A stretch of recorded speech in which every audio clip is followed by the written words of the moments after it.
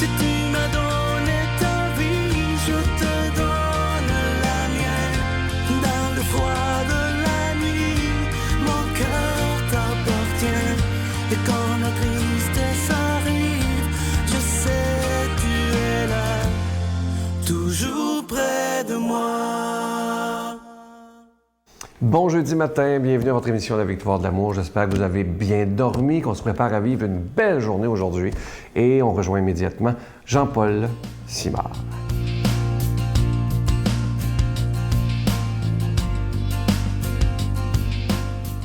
Bonjour. Aujourd'hui, nous poursuivons notre réflexion sur le bonheur déjà amorcée dans quelques capsules précédentes. Je dirais qu'il y a deux sortes de bonheur. Il y a le grand et il y a le petit bonheur. Il y a le bonheur avec un grand B et il y a le bonheur avec un petit b. Le bonheur avec un grand B, c'est celui qui dépend davantage du destin que de nos moyens personnels. C'est le genre de bonheur qu'on croise sur sa route, sur le chemin de la vie, fortuitement, comme par hasard. Par exemple, comme c'est comme une loterie. Ça y est, j'ai gagné le gros lot. Ou comme un grand amour. Ça y est, je suis tombé en amour. Il y a dans ce genre de bonheur des coïncidences, ce qu'on appelle familièrement des synchronicités parfois étonnantes. Un tel bonheur est évidemment celui que nous espérons tous être gratifié un jour. Nous attendons nostalgiquement l'événement qui viendra modifier le cours de notre existence et faire de nous des êtres comblés. Mais alors, nous risquons bien d'être déçus, car ce genre d'événement ne se présente pas souvent dans la vie. Le bonheur avec un petit b est beaucoup plus modeste et beaucoup plus simple. Il prend forme dans la vie quotidienne. Il ne cherche pas des actions remarquables, ni à poser des gestes exceptionnels, des gestes extraordinaires. Il est à portée de tout être humain. Il se situe dans la moyenne des gens. On cherche à jouir de ce qu'on a et s'en contenter. On sait apprécier ce que l'on possède. Combien pensent que ce qui leur manque ferait toute la différence entre être heureux ou pas? C'est une grave illusion. Montesquieu écrivait au 18e siècle, et je cite, « Si on ne voulait qu'être heureux, cela serait bientôt fait, mais on veut être plus heureux que les autres, et cela est presque toujours difficile parce que nous croyons les autres plus heureux qu'ils ne sont. C'est vrai, on veut être plus heureux qu'on est et toujours plus heureux que les autres. » Peut-être vous retrouvez-vous dans l'une de ces catégories. Alors, si vous ne trouvez pas le bonheur, c'est peut-être que vous le cherchez ailleurs, pas dans vos souliers et encore moins dans votre foyer.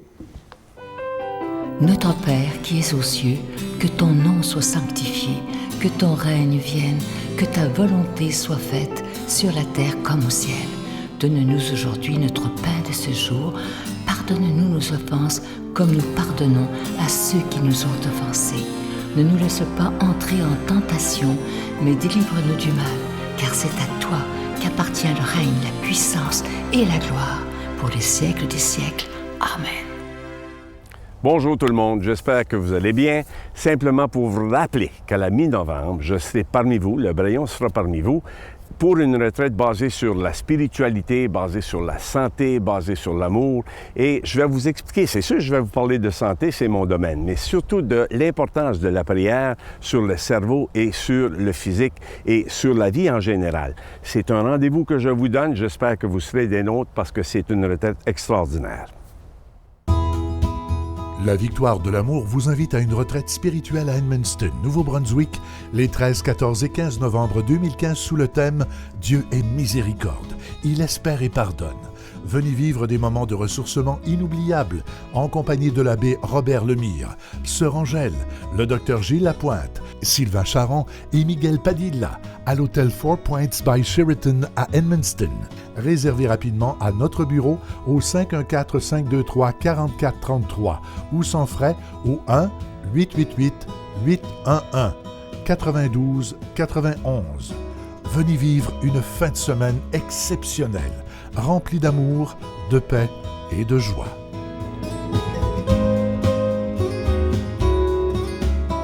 Comme vous le savez, le mois d'octobre est le mois du rosaire, un mois dédié à la Vierge Marie. Et je vous en parle depuis quelques semaines. Les derniers mois étaient assez difficiles au niveau des dons. Et on a décidé, toute l'équipe ensemble, pour le mois d'octobre, qu'il n'y aurait pas de cadeau du mois. On va vous inviter à faire un don, mais sans rien attendre en retour. Parce que je crois que le plus beau des cadeaux qu'on peut offrir, c'est d'avoir des émissions 7 jours par semaine sur l'ensemble du réseau TVA. Et ça, c'est absolument magnifique. Nous sommes évidemment une émission catholique francophone. C'est la seule 7 jours par semaine dans l'ensemble du Canada, une partie des États-Unis, Saint-Pierre-et-Miquelon et dans le monde entier grâce à Internet, évidemment. Alors moi, je vous pose la question, est-ce qu'une émission catholique, ça vaut la peine qu'on puisse la garder pour des dizaines et des dizaines d'années encore? Je vous pose la question. Et l'important, comme je vous dis souvent, c'est pas de se vider les poches. Il y a des gens qui peuvent donner $1, il y en a qui peuvent donner 5, il y en a qui peuvent donner beaucoup plus.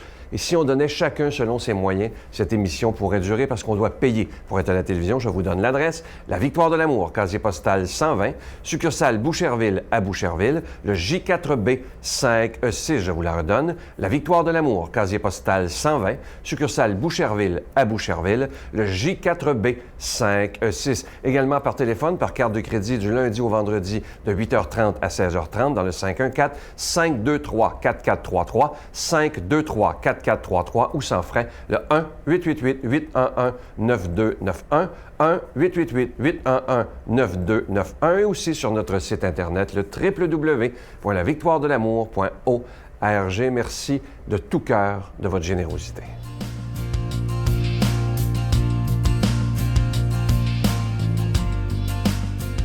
Mon Dieu, donnez-moi la sérénité d'accepter les choses que je ne peux changer, le courage de changer les choses que je peux et la sagesse d'en connaître la différence.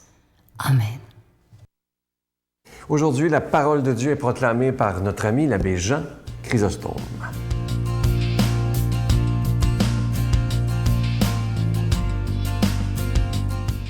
Chers frères et sœurs, bonjour. En ce jeudi 8 octobre, nous avons un texte extraordinaire qui nous est proposé. C'est un extrait de l'Évangile selon Saint Luc, au chapitre 11, du 5e au 13e verset. Voilà ce qui est écrit. Jésus disait à ses disciples, « Supposons que l'un de vous ait un ami et aille le trouver en pleine nuit pour lui demander, « Mon ami, prête-moi 3 pains.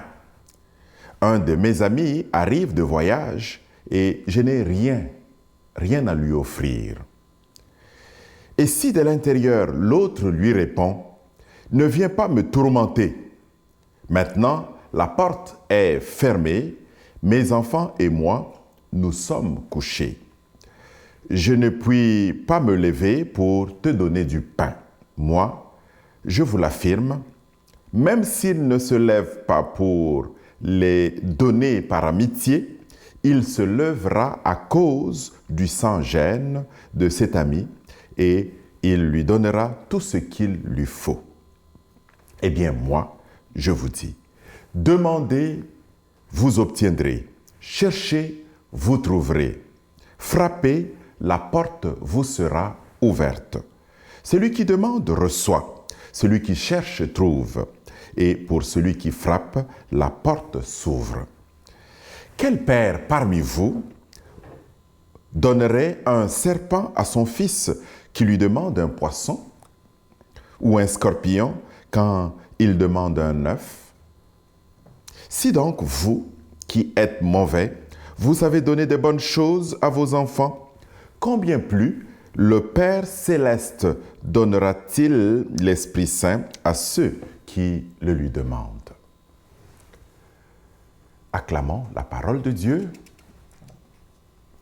Oui, chers frères et sœurs, le texte de l'Évangile d'aujourd'hui est un bel enseignement, qu'on pourrait dire, sur la prière de demande. Saint Luc nous présente une belle façon de voir la prière de demande. Et je pense que c'est important de rappeler que ce texte vient cet extrait vient tout de suite ou vient après le Notre Père. Hein? Le Notre Père qui a formulé quelques prières de demande aussi. Alors, donc, de cette prière que Luc nous présente aujourd'hui, on peut tirer comme trois leçons sur la prière de demande. Je voudrais tout simplement vous présenter ces trois leçons qui nous permettront peut-être à nous aussi de pouvoir nous en inspirer. La première, c'est que il ne faut jamais se lasser plutôt de demander. Il ne faut jamais se décourager de demander. Quand tu te tournes vers Dieu, tu te dis « j'ai tel autre problème » ou « j'ai telle action de grâce à faire », il ne faut pas se lasser de demander. Parce que, justement, lorsque tu persévères, cela est un signe de ta foi. C'est un signe que tu crois vraiment en ce que tu veux demander. Tu crois même à celui qui doit te donner. Tu crois en Dieu. Ça, c'est la première leçon. La deuxième leçon, c'est que le Père du ciel, notre Père céleste, est là pour nous. Sa bonté est grande et il veut nous donner, c'est sûr. Il voudrait être là à notre service pour nous donner de bonnes choses.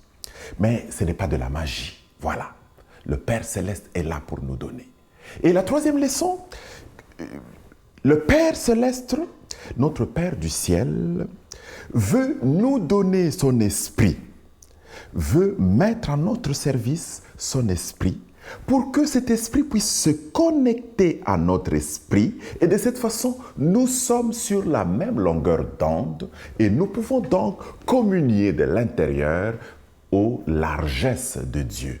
Nous pouvons communier de l'intérieur à la bonté de Dieu. Nous pouvons adhérer, nous pouvons nous coller en quelque sorte à ce que Dieu veut nous donner.